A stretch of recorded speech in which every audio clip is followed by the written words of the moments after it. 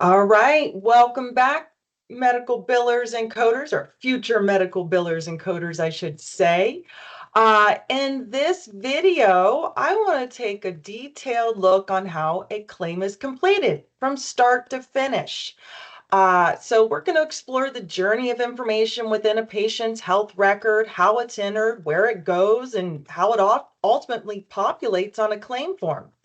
So I had some really great questions that came through from classmates that wanted to really understand how the claim can be broke up and completed by multiple different departments, right? So what is the journey of this claim and what does it look from each end, right? Clinical end and administrative front end and back end. And do we ever really see this claim? Like who's actually completing this template? And that's what it is. It's a template. So I wanted to walk you through, again, the life cycle of a claim, understand the process. So let's get in there and dive in and let's break this down step by step. I'm going to be using your non-graded practice claim that I had added to your resources, or actually it's its own individual announcement. So let me just go over to your Canvas courses really quick and pull this up so you guys can, if you wanted to follow along, you could. So let's see here. Let me share my screen too.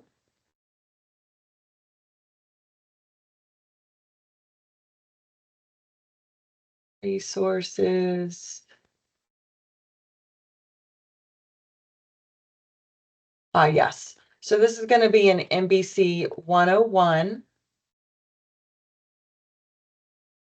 And you have a announcement. Let me share my screen here. There we go. So in your announcements, you're going to find a week 4 non-graded EHR activity and some bonus billing videos. Before we get into the actual claim and the walkthrough and demonstration, I wanted to point out, I've been talking about my list of preferred YouTube sites for my students to retrieve or pull information from. Trusted sources, good sources of information, because there's a lot of vloggers out there, right? So I want to make sure that the information that you are receiving is up to date, clear, and concise, and comes from a community of professionals. So this first video, billing YouTube videos, prior authorizations and referrals. This is from a YouTube site called Integral Clinical Solutions. And her name is Jennifer Blevin Smith. And what's interesting is I had a previous classmate that turns out that this was her cousin, or is her cousin. So she told me that she's always sourcing out and asking questions to her cousin. And on top of that, her cousin, this lady, told the classmate, hey, let your instructor know she can reach out to me anytime. I'm happy to take requests and do videos per instructor's request as well to help the community of students. So I thought that was pretty cool. And she's always been a fan. I've always been a fan of her work, the content that she produces. So again, highly recommended resource for billing information, and just to get a real feel of all the different processes that it takes to manage a practice, right? And it's not just a practice manager that's managing a practice. It's all of us combined that's contributing to the management and the success and the health of a practice. There is no one single individual that is solely responsible or solely at fault for the health of a practice. It is a team investment, right? Everybody contributes. All right. Let's see here. I got a great video on how to complete a 1500 claim form. Some videos on claim form mistakes billers make. This is another really great resource I like. Her name is, I believe it's the Medical Billing Maven. And she's on, obviously she's on YouTube as well.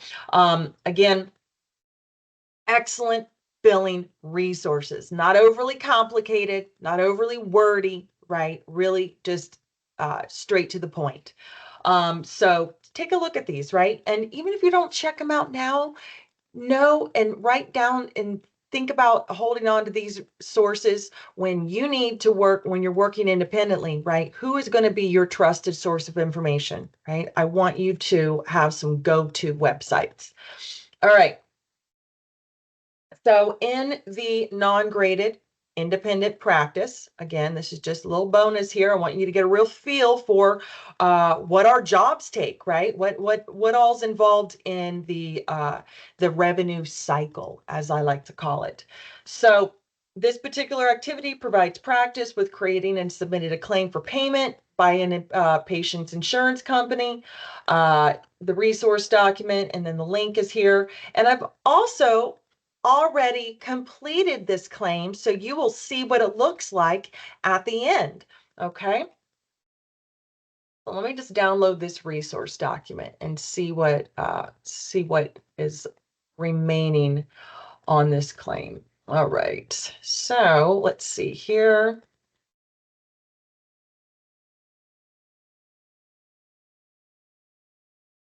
All right, so it says that Jackson Ellers was seen at the General Hospital emergency department after he fell on his skateboard.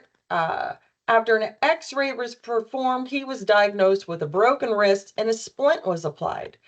A claim needs to be created and submitted to the patient's insurance for the emergency department visit, the x-ray, and the splint application.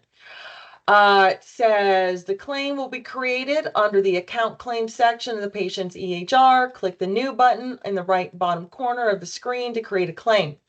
The claim must include the provider's diagnosis of displaced fracture of head of left radius, initial encounter for closed fracture, and fall from skateboard initial encounter. The procedures and charges that need to be added to the claim are as follows: an emergency department visit for the evaluation and management of a patient. So key components: a expanded problem focused history, an expanded problem focused exam, and medical decision making of moderate complexity. So I'm also going to show you in the chart note, okay, where you would find information about how much of a problem focused history is documented, and where you will find documentation about how expansive the physical exam was of the patient, okay? And then we've got application of a short arm, forearm to hand splint. There's a charge of $380 for this. And then an x-ray of the forearm, 2 views, charge of $155.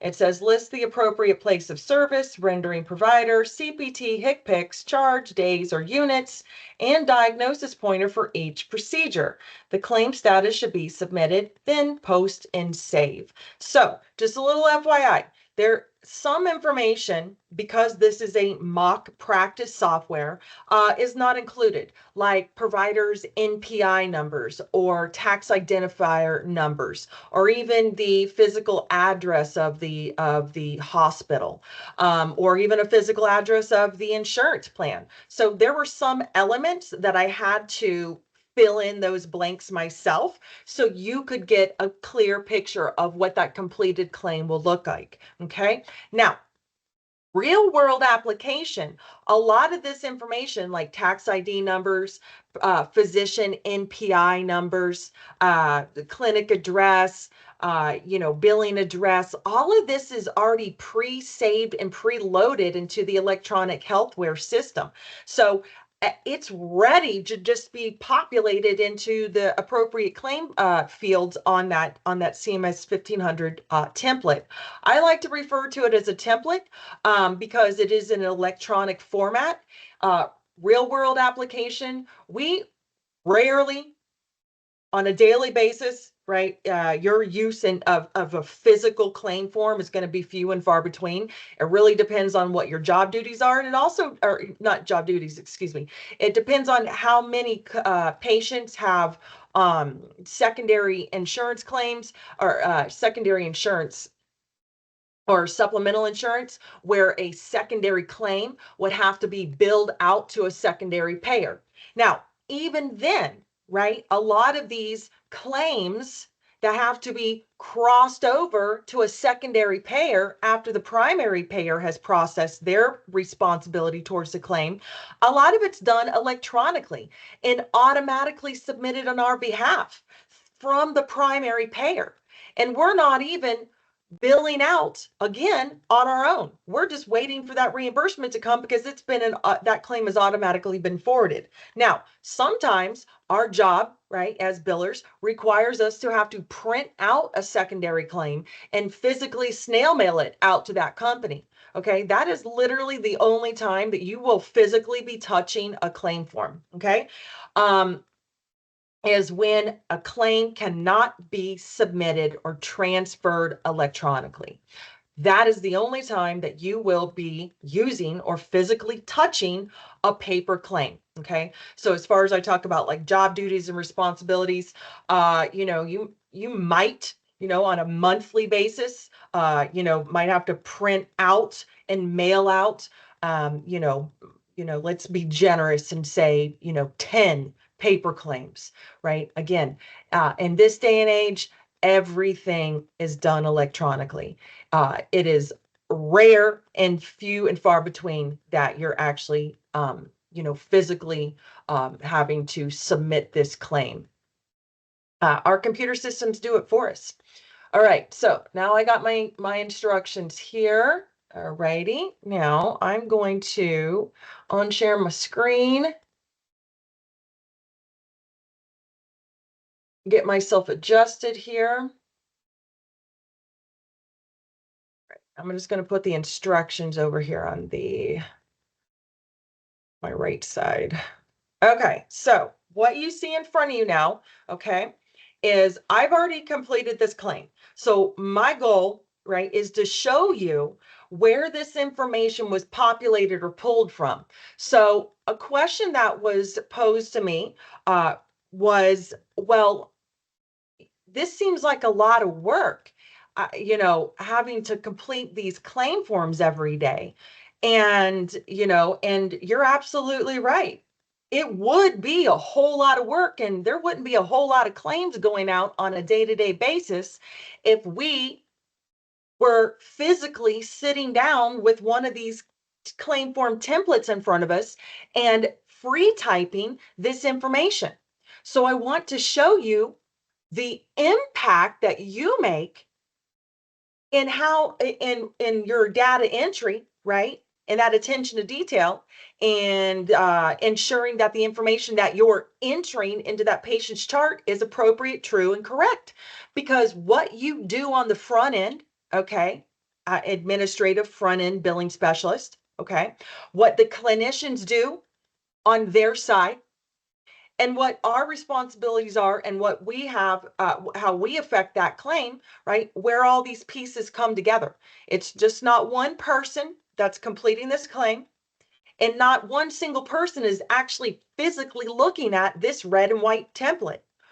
How this information crosses over comes from how we enter data into the patient's health record. Okay. So first things first is patient presents, and in this scenario, the patient's presenting to an emergency department. No matter where a patient's presenting to, if they've never been there before, they're going to have to complete some paperwork, right? So that paperwork is going to include who their insurance payer is, right? What plan are they under? What type of benefits do they have towards emergency department services, right? This is all happening at the front end of that that encounter with that patient. Okay, so The first thing that happens is going to be over under the account section. We've got to register this patient, okay? So 50%, okay? So this claim has 33 fields on it. 50% of this claim is completed by the front end, okay? So what does that mean?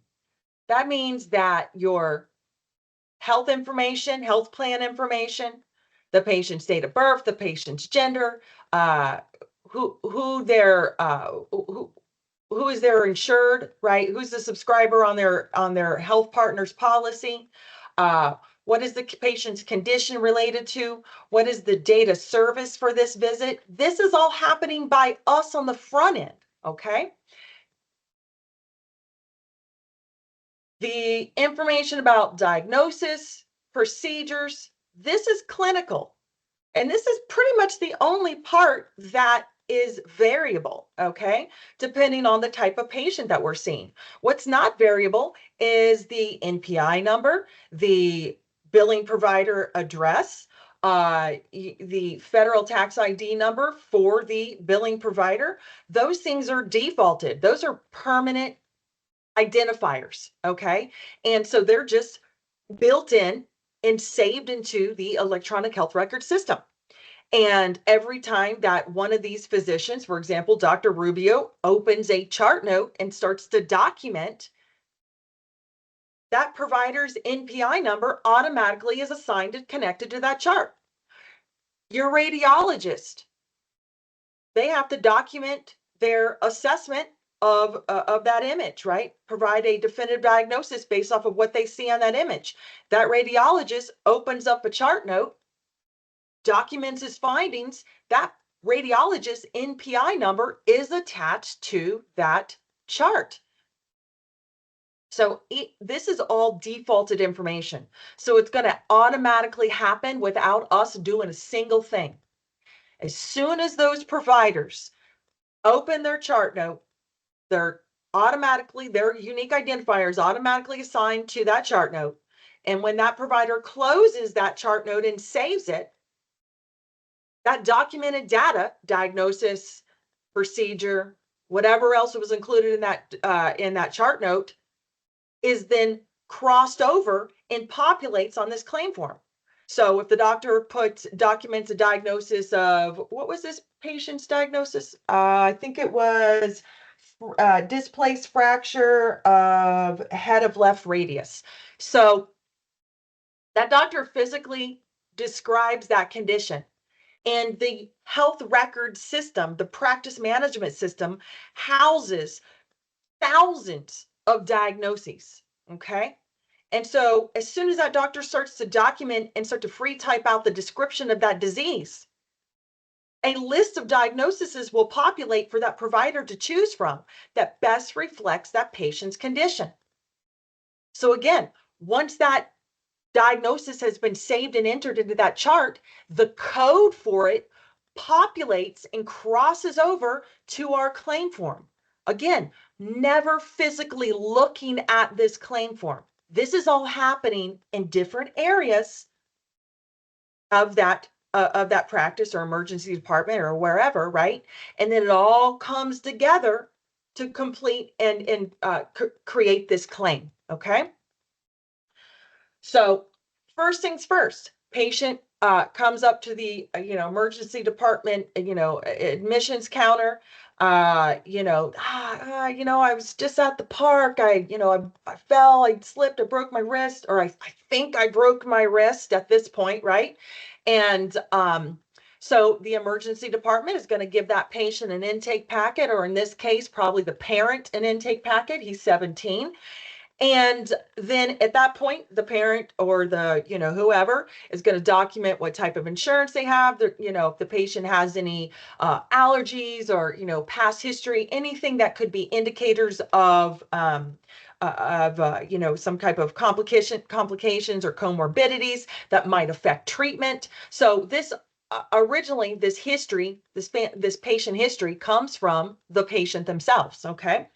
So now we've been we've had the information provided to us, and now here at the admissions intake at the emergency department, I'm going to start entering this patient's and creating a patient chart. Okay, so I would come over here. Now this stuff is already populated, so I don't even have to touch it, right? But I just want you to see how what we enter here, date of birth, gender of the patient, match up the fields to what's included in this patient's registration, okay? Um, There's some notes that we can add. Encountered secondary to injury, sustained out of work, but while patient was on his way home from work. So when a patient's on their way home from work, this it is not work related. At this point, they've been off the clock, okay? So we would consider this an other accident. So again, look at how many elements of data are populated just from the intake that hasn't even been seen by a physician yet, right? How many responsibilities and sections that we are responsible for doing a triple check on. I don't believe in double checks. I believe that everything involving money deserves a triple check. Okay. Because why? Because we're humans and we make errors. And until these become automatically completed registrations where we're completely hands off, and even if we're hands off, even with this, with AI, which I believe streamlines the revenue cycle process, but does not eliminate the need for us to, as the professional human set of eyes, to review this information and data before it goes out and is sent out to an insurance payer. At that point, once it goes out, out into the interweb and routed to these individual insurance carriers, we have no control over at that point. But we've got plenty of time to have control over the information that has been saved into this patient's chart, right? We know now, how what you do affects and matters in the process of this claim. Well, I like to call it the revenue cycle. Okay, so revenue cycle starts at the front house, that intake. Okay, and the data we enter is going to be communicated to the insurance plan. So what we do matters, and it impacts the value of this claim. So when I say that it impacts the value of this claim, if the data that we enter into this patient's health record is incorrect, just that general data, insurance plan, date of birth, who the subscriber is, all of these specific elements that the insurance company uses to verify that who that patient is, so they can confirm and verify what that patient's responsibility would be towards this service, okay? If that data, that basic data, isn't entered appropriately, okay, erroneously transposed digits, whatever that looks like, right? Think about every person that had a touch point in the completion of that claim. And think about how much we're paying each one of those individuals per hour.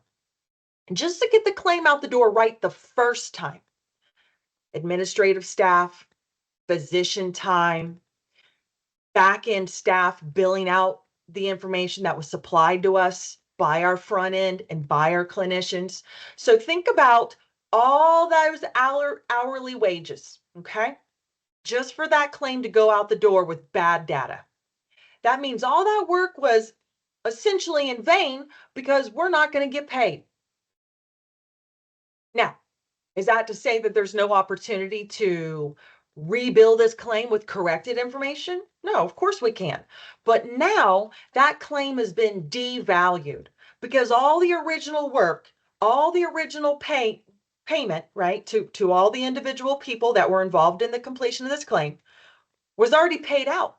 And now we didn't get paid back. And now somebody has to be paid to correct data that could have been triple checked when it was originally entered. And now we have to pay another department, right? Billing department, right? To go back and review and fix what should have been reviewed by whoever the original entry or data entry author was, right? So now that claim is going to start to depreciate in value because now we have to pay more money to fix it. All right, keep that in mind. And I'm serious about this, right? This is our jobs, our roles are are not minor. We have great value and significant contributions to the financial health of a practice, right? So what keeps the lights on? What keeps the physicians paid? What keeps the staff paid? What generates this money? It's not coming out of deep pockets of doctors, okay? It comes from the reimbursement from the insurance carriers based on the data that we've sent them, okay? That's why it matters. That's why it matters so much. So I worked with, over my years, I have worked with several physicians that wanted to start their own independent practices. Okay. So I can tell you firsthand the significant impact that each one of the staff members in a small practice makes and can really make or break again, the financial health of a practice. And every dollar counts, and it really does, especially for small business owners and small practices.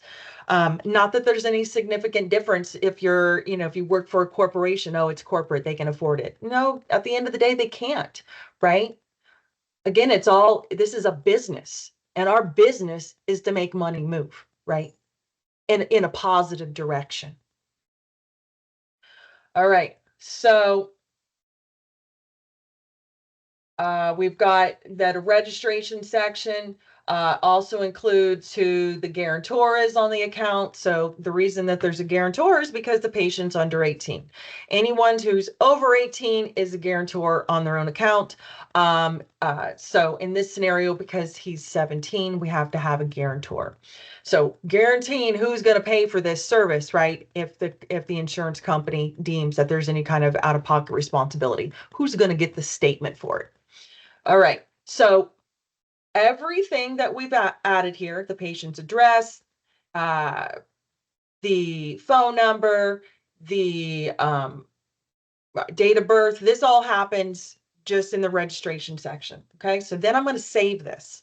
So think about this. I hit save, and that data from the registration page automatically starts to populate and build out a portion of this claim.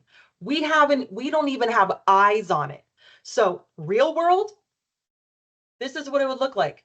It would look like this. You would never physically see that claim form. You're working at the admissions. You're at the front end. There'd be no reason for you to be even looking at a claim form. Just know that what you enter is going to populate on that claim form. All right, so let's go to the next section. Now we have to enter the patient's insurance, okay? So again, the patient hasn't even been seen by a physician yet, and the front end is still doing parts of billing, okay?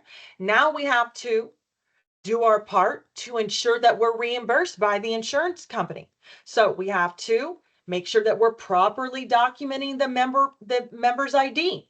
This is still all us. We're, as billers, we're entering member ID. So think about this: one single transposed digit or one missing digit will impact this claim. If the claim doesn't include a 0 at the beginning of the insured's ID number, then it's going to be an automatic rejection because the insurance company is going to say, member not found. This data, this patient's name and date of birth is not matching the member ID that you entered, right? If there was something erroneous. So again, everything involving money deserves a triple check. And if the spelling of a patient's name, the member ID number, the date of birth, if those are 3 essential elements to getting a claim paid, doesn't it deserve a triple check? So what I like to do, and again, you're like, wait, I got to be moving a little bit fast when I'm at the front end. And that's 100% true. Know that there's a little bit more, you got to have your foot on the gas just a little bit more when you're working at a front end. Okay, there's going to be phones, there's going to be multiple different tasks, involving the verification of insurance benefits, what I need to collect from this patient on the front end, and getting this patient on the schedule, right? Getting this patient, admitted so they can be treated and triaged, right? So it isn't, the pace certainly is a little bit faster, right? Got to have a little more fire under your butt when you're working at the front. Okay. And you still need to be effective with your job, right? So I like to just do my own little triple check. So 081, 081, 385, 385, 352, 352. Check, check, check, right? Good. Member ID is good. One more check on that date of birth, 8/16/07, 8/16/07. Good, good. Okay, now what's unique about this particular insurance plan is that this patient is under their parent's plan, right? So that means we're going to have some additional information that's required on this claim form. So when the patient is under another subscriber, right? The patient is, so in this example, they're under Albert, their dad's insurance plan. We also need to have that insured dad's date of birth. That is an essential element for billing, okay? So we can see on this claim, we've got our insured policy number. So that's going to be, let me just open this up really quick here. Let me click edit. So let me go through these elements of the insurance company. So if there's no other insurance, okay, we consider this a primary plan. So basically you're saying this is who it's going to get billed out to first, okay, by that insurance priority. So priority means who gets billed first, who gets billed second, who gets billed third if there's, a third insurance plan. I have probably seen in my whole career maybe 10 patients that had a tertiary plan. It doesn't really happen that often. All right, so this patient only has one insurance plan, so we're going to consider this primary. Is the insurance plan active? Yes or no? Well, if I'm going to add insurance, I need to verify that plan is active and in effect as of the date of service I'm going to be billing out for. So let's say that we went on Health Partners website, we've entered this patient's member ID and date of birth, and they give that green light thumbs up that this patient's benefits are active, right? And they have emergency department benefits, right? In their health plan. Nice. So now I know also at that point in that insurance verification, yes, they're active. Yes, they have benefits for emergency department services. And then my third question as front end billing is what is that patient's out-of-pocket responsibility towards emergency department services? It's going to be different than if a patient was seen in a clinic, regular office. It could even be different, that out-of-pocket responsibility from an urgent care versus an emergency department, right? So it could be $100 copay. Versus if they were seen in a clinic, it would be a $25 copay or deductible, whatever that looks like, right? Those you're checking to see what that patient's out-of-pocket responsibility is. So if a patient has an out-of-pocket responsibility, we collect then at that date of service before they are admitted or checked in to the facility, okay? So if there's any out-of-pocket patient responsibility, that has to be collected up front. And the reason for this is we don't want to go chasing money. If that money is owed to us, and that's what the patient's insurance plan says, that this patient's responsible for a $100 copay for emergency department services, then you don't want to not collect on that patient. And then 3 weeks later, when we get paid by the health plan, it indicates that there's a $100 responsibility from the patient. Well, we knew that at the beginning, right? Now we got to go chase that money because that patient's not in front of us anymore. So if there's an out-of-pocket responsibility towards a service, you collect it up front. If not, you're going to be sending out patient statements, chasing money, which in turn delays the full reimbursement on a claim when there's an outstanding patient responsibility. Okay. It all comes together. Person code. So this is a good one, and I want to talk about this. So if the insured, okay, was the policy holder, then they would be considered person one. But because this patient is a dependent under their dad's policy, okay, they are person two. Person two, because they are not the insured. They are covered under their parent's plan, but they are not the policy holder. Who's the policy holder? It's dad, right? So there we go. Now look at this. Patient, look at your claim. Patient relationship to insured. This is still us. We're completing this by indicating that the policyholder is dad. That indicates that the patient relationship to the insured is a child-parent relationship. So by clicking this, it will populate in this field, section 6 on your claim form. Again, without you ever seeing this claim form template. It's happening behind the scenes.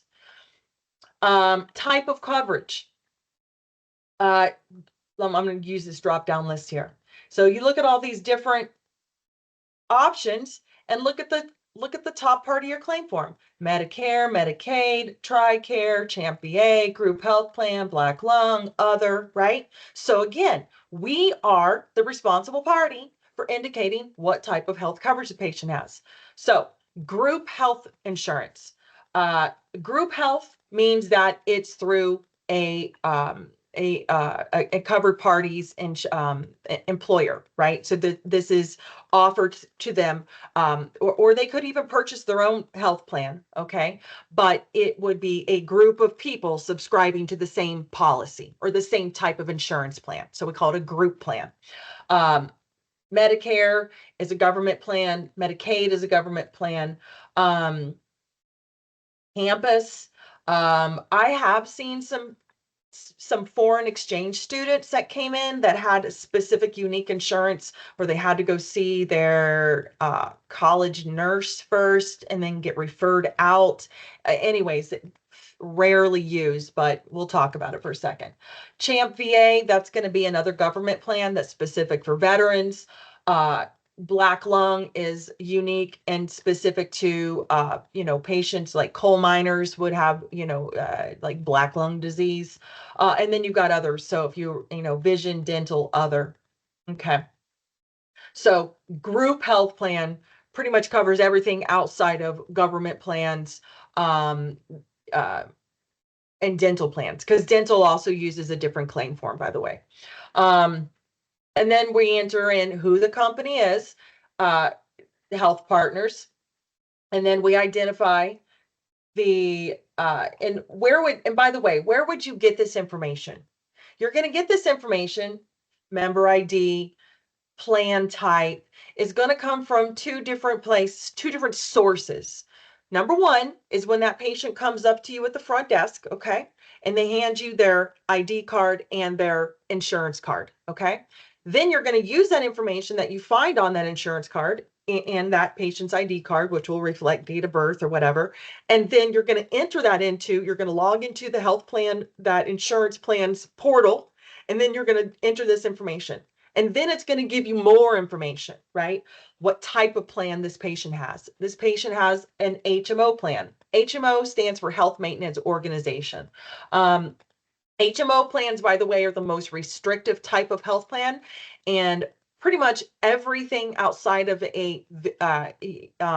everything as far as like referrals, authorizations, everything has to be channeled through what I like to call the gatekeeper, which is their primary care. So, but this is an emergent situation. So of course, this is going to have its own specific rules or policies. Emergencies is going to fall under a different category, not requiring an authorization or prior auth first before getting treatment. But just a little FYI about HMOs, they can be restrictive. This one actually has policy details that pre-authorization is required for all hospitalizations. So just because a patient's at the general hospital emergency department does not mean that they have been formally admitted to an inpatient facility. Inpatient would be formally admitted into a hospital. And there's even a 24-hour rule. A patient can even be in observation status and not be fully formally admitted. Okay, so there's a big difference there. So if the patient is going to be hospitalized for any length of time, there has to be a prior authorization in place. Okay, and that is also that's going to be a back end billing responsibility, right? Submitting for this authorization for this patient's hospitalization. Again, in this scenario, the patient hasn't been formally admitted. They're just at the emergency room. They're your more emergency department of the hospital. Okay. All right. So you can see the plan number has been entered, the group name, group number. By the way, not all of this information, some of this information I had to add in there. So policy number, or excuse me, group number is going to be entered over here in section 11, insurance policy group or FICA number. And then policyholders information. So we can see that now we're entering Albert Ellers, which populates on field 4 on that claim form. There's dad's date of birth. Oh, look at that. I just noticed, talk about triple checking. Look at that. 4/13/1982. I originally entered 4/9/1982. Good check. Let me fix that before it goes out the door, right? That's what I'm talking about. You have the power and the opportunities to make changes and edit entries before this claim is saved and ends up at the second end of billing, which is the back end, before going out to insurance plans. So know this about data. The billing system, okay, isn't going to be able to reject a claim and say, hey, you didn't put the right member ID number.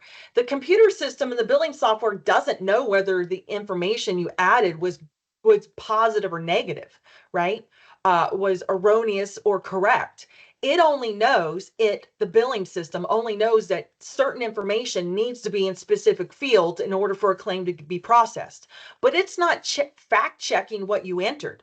It's the insurance plans that receive your claim. They're going to fact check the data that you entered. Okay. So I'm glad, triple check. There we go, 4/13/1982. Dad's social security number may be entered, but it is not going to populate on the claim form. So this is another great example that not everything that is entered into the practice management system, the patient's health record, actually populates or is necessary information for claim completion. Okay. So at this point, once you click save on that patient's insurance, all that information crosses over and populates on your claim form.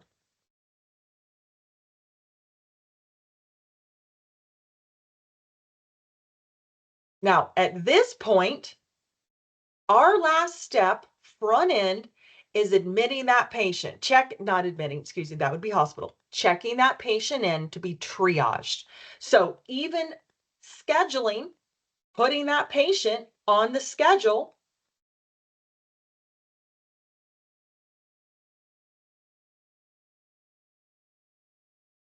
right?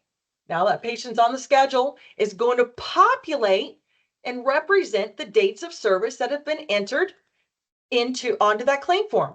And then also notice this, place of service. This is an automatic default.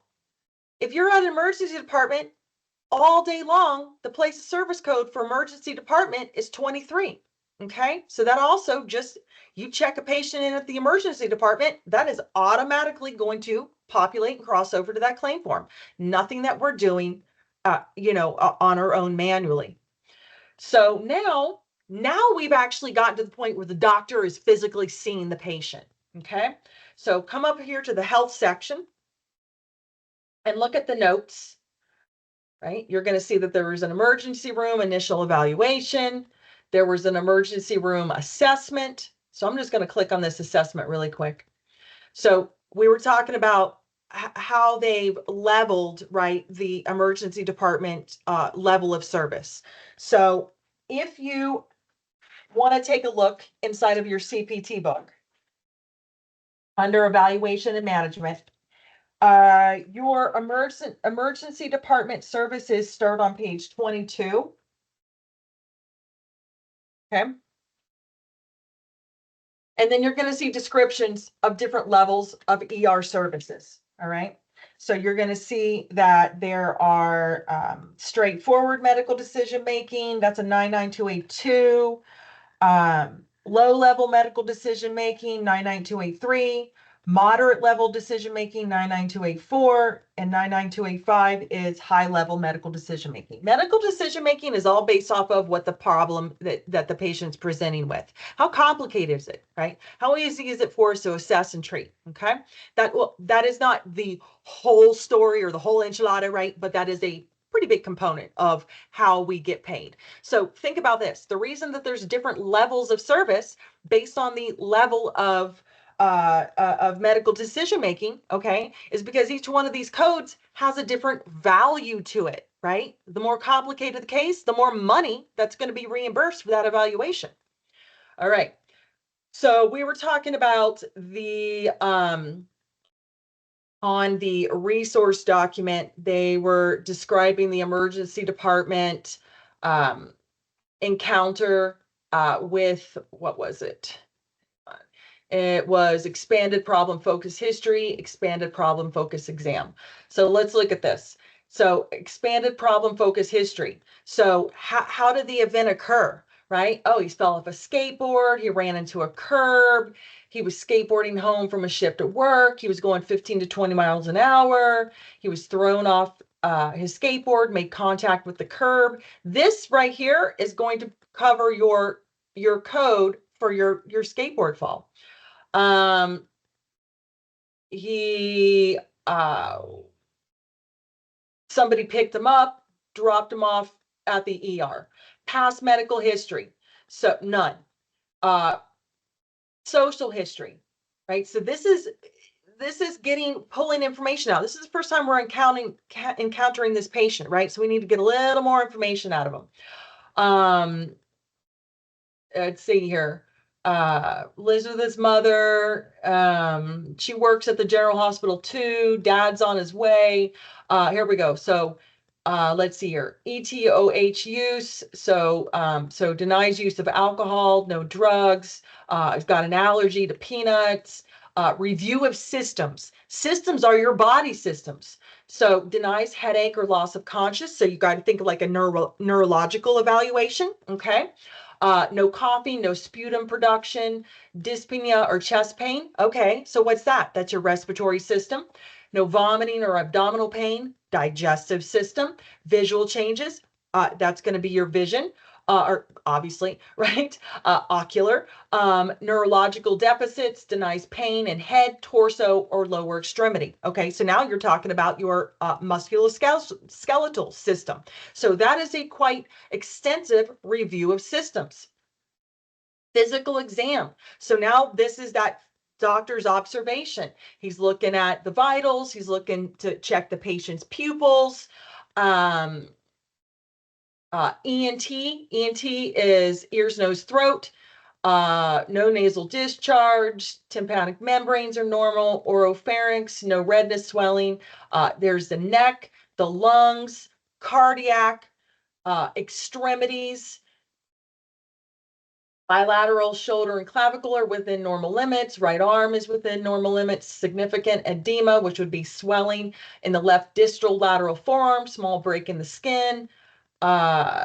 He does not wish to move the forearm or wrist, has pain to palpitation. This is all building, okay? All of these ingredients are coming together to determine what level of management, evaluation and management will be selected. And then they give a photo. Great. Diagnostic data. So right now the plan is to order some x-rays, waiting for the results. But even to order an x-ray, we've got to have a suspected condition, right? Got to have a reason. So probable radius fracture, possibly displaced, possible nerve injury, possibly neuropraxia. These aren't final diagnoses, but this is what the assessment is, okay, that has made the decision that we need to get an x-ray. Plan, ortho consult requested based off results of imaging. Okay, splint kit may be applied, right? So we've got to get to the x-ray report. So at this point, the definitive diagnosis comes from the radiologist, David Collins. He documents, right? And at the end of the day, it's a displaced fracture of the left distal radius. So now we have a final diagnosis, okay? Now, you've already been clued in that the patient had a cast applied and that there was an x-ray and that there was an evaluation, all right? So at this point, this radiologist's documentation of this diagnosis will become part of that patient's chart. Again, this radiologist is not looking at this claim form. They're just doing their job in documentation and coming up with an assessment, physicians coming up with a plan based off the diagnosis of the radiologist, right? And all this information, okay, is once it's saved, then the computer system will pull out the pertinent necessary information based off of what was documented, okay? Diagnoses, and if the doctor enters evaluation and management of moderate level decision-making, there's a code for that, right? And that code is selected and it populates on this claim form without anybody ever seeing this claim form. Just happening in the background. So the next section and the last section, okay, is, so these chart notes, and I'm just going to give you also an example here. If I do notes, I can click new. So if I was a physician, let me see if I can get a basic SOAP note here, just something quick just to show you. SOAP note, remember, SOAP note is subjective, objective, assessment, and plan. Right? So this is where the doctor is entering all this information, right? Review of systems, eyes, nose, ears, mouth, cardiorespiratory, right? So they're entering all this stuff in these templates, right? So doctors have templates too. They're just not like free typing on, on a Word document. Physical exam, findings, respiratory. Again, this is all happening. So over here, assessment and plan. That doctor, when they're writing in their diagnosis, it's going to populate and give that doctor options as to what exact diagnosis they want to select and choose. Medical decision making, MDM, right? Now we have a medical decision making of moderate complexity per our chart notes and per our code that's been provided to us. So right here, add diagnosis. This is where the doctor is just free typing. Actually, they wouldn't be free typing that, right? They would be typing distal radius, fracture, and then add plan. What's the plan? Oh, to put a splint on, right? To do some x-rays. So all of this is typed into the template, and then it's saved, and that information crosses over to the claim form. All right. And that information, all those services, those procedures, all have a charge. And that charge is on what we call a master fee schedule list. So every time that a doctor clicks on a procedure code or x-ray evaluation management, whatever it is, the code, the CPT code that they select automatically has a charge assigned to it. So when that code comes over, so does the charge. It crosses right over onto this claim form, again, without us ever looking at it, without us even physically being involved with anything as far as physically entering in data onto that claim form. It's happening throughout that patient's encounter in different departments. So last but not least, going back to the account section. the creation of that claim. So how do these numbers, right? How does this information at the end of the day, how does this build out? So here's your claim. Again, you hit claims, hit new, select the insurance company, you can select submitted, okay? And look, all that data, here's one more opportunity for you to triple check the information that's about ready to be received by the insurance company, right? Gives you your chance to modify anything, right? If you see something wrong.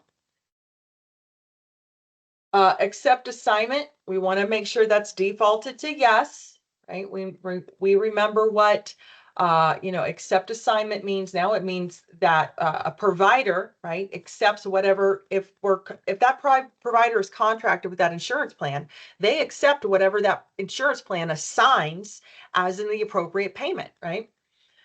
ICD-10 code. Now we got to add our diagnoses, right? So I'm going to type in actually, let me show you how it would look if we didn't type in the diagnosis, right? This is what it looks like on the doctor's end. So if I typed in displaced fracture of radial head, or displaced fracture of head, of head of right radius, of head of radius.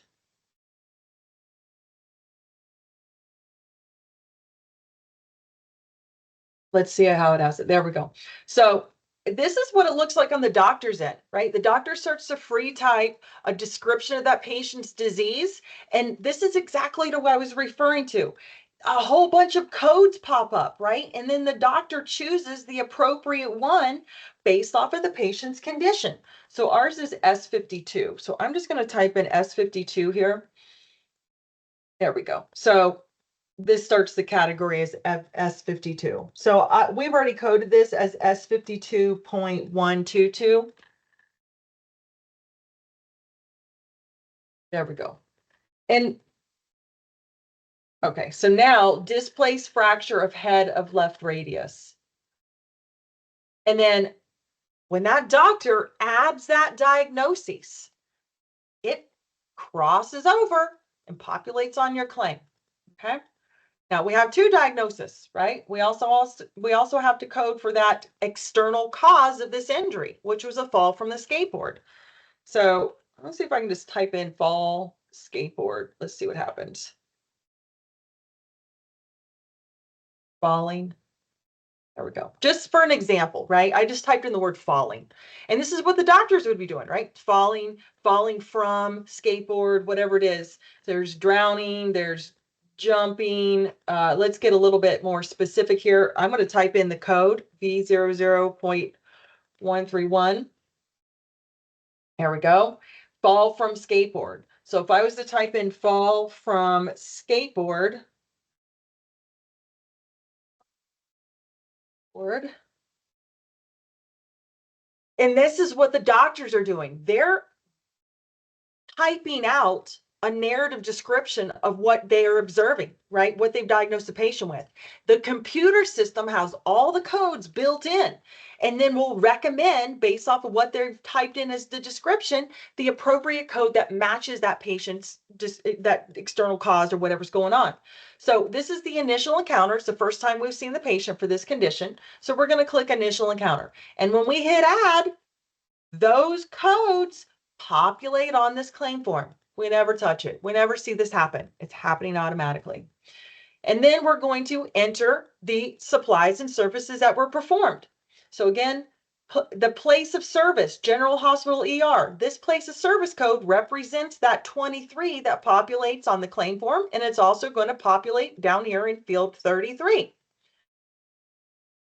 Rendering provider, who was this? Rubio, Arturo.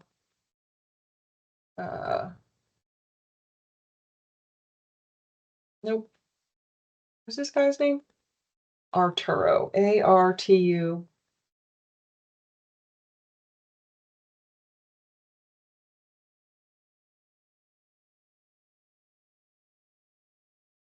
A-R-T, there it is, Arturo Rubio.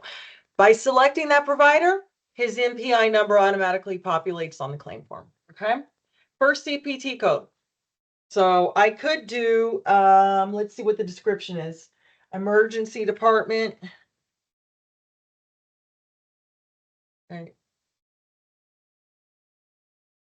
All different levels. Here's your emergency department visits.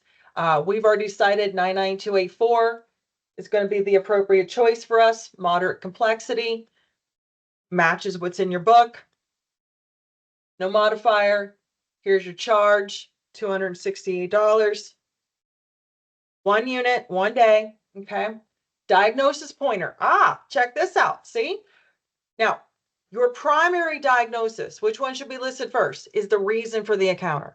The reason for the encounter is not because the patient fell on a skateboard, but the injury that was a result of that fall, right? The second part of that story will be the external cause code. Now, for billing purposes, we just need to, again, represent and connect the service to the reason, the main reason for the visit.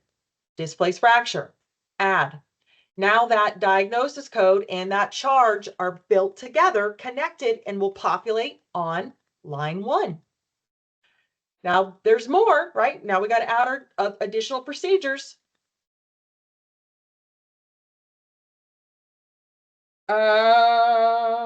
Let's see here. Just for demonstration purposes, I'm just going to keep everything as Arturo Rubio because it makes life easier right now. If I could just figure out how to spell his name. There we go. Arturo. There we go. And now we have there was an x-ray. Now, also keep in mind that anything outside of the encounter, the evaluation and management, everything should be sequenced in order of reimbursement, right? So even though an x-ray came before a splint, that x-ray only cost $155 and that splint was $380.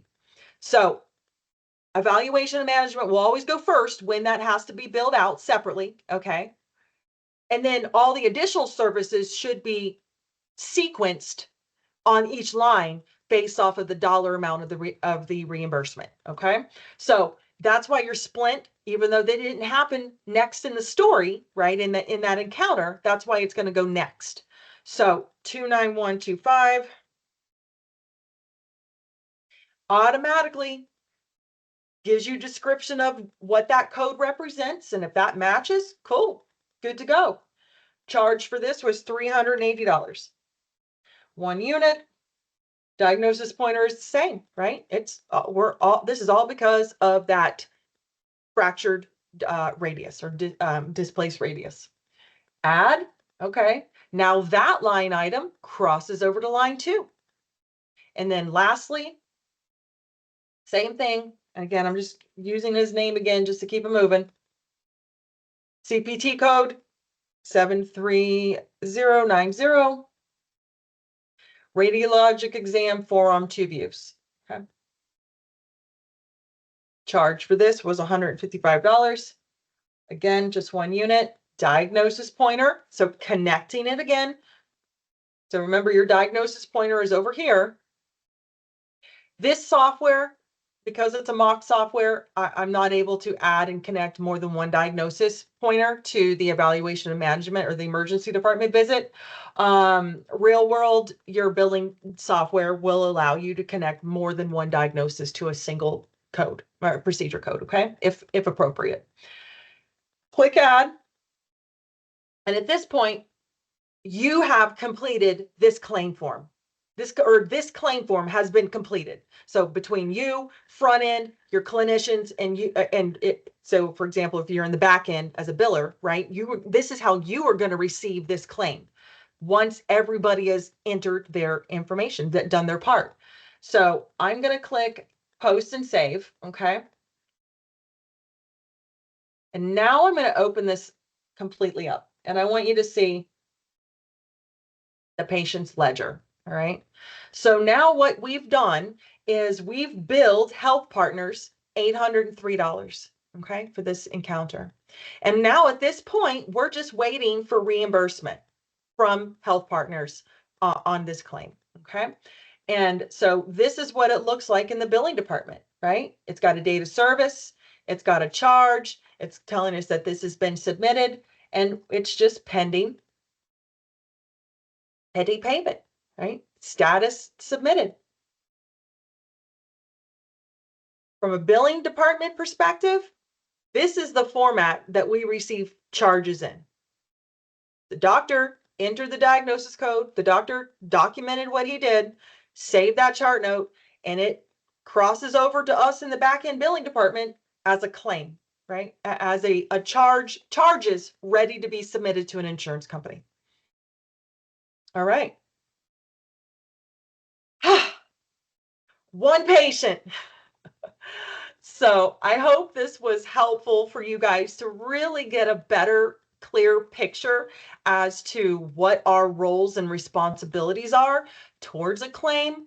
And really just know that, again, we're never really looking at claims in that red and white format, right? So that's just where all the data that we enter ends up, right? So think about that template like an invoice, right? So we're invoicing the insurance company for services that have already been rendered. Right. All right. I will end this episode. I hope this was helpful, and I will see you in the next episode. Have a great day.